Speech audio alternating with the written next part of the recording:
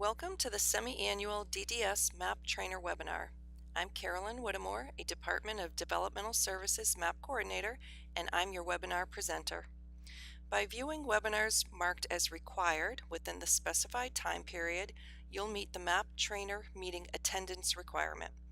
You're encouraged to contact your regional DDS MAP Coordinator if you have a question or need further clarification on a topic presented. The handout referenced during the presentation is posted with this webinar. So let's get started. MedSoft. What many of you currently know as the MAP software has been in the process of being updated for the past year. When released, it will be referred to as MedSoft version 7.0.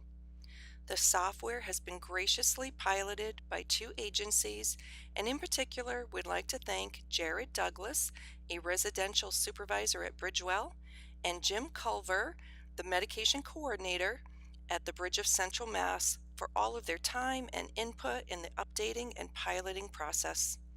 Once piloting is completed and changes made as needed, the software will be available for distribution statewide.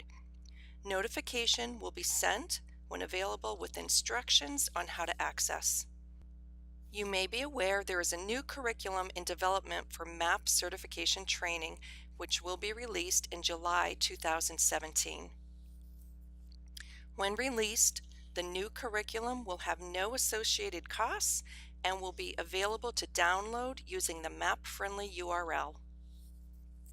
There will be a transition period of time as the old curriculum, Administering Medications the Right Way, is phased out and the new curriculum, Responsibilities in Motion, is transitioned in.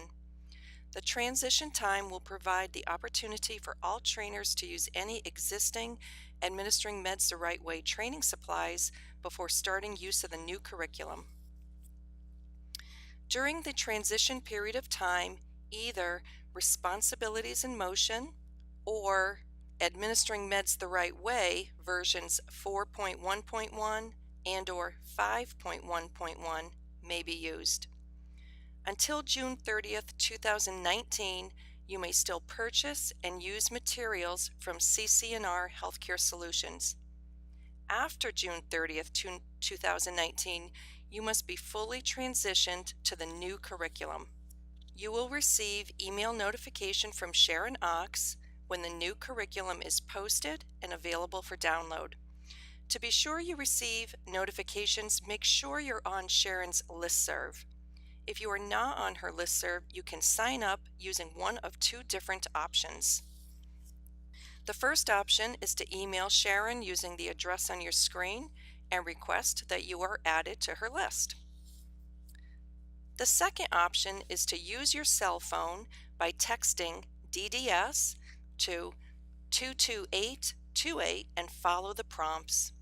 Please be aware, if using this option, that standard SMS message rates apply. Regardless of which curriculum is used during the transition, pre-testing and certification testing will not be affected.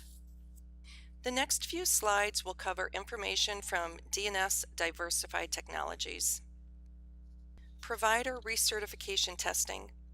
As some of you may have already found out, when entering a staff's recertification into D&S, there is now a field to enter the supervisor's name who signed the recertification form indicating the staff is eligible for recertification.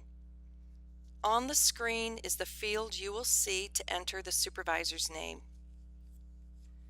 Trends.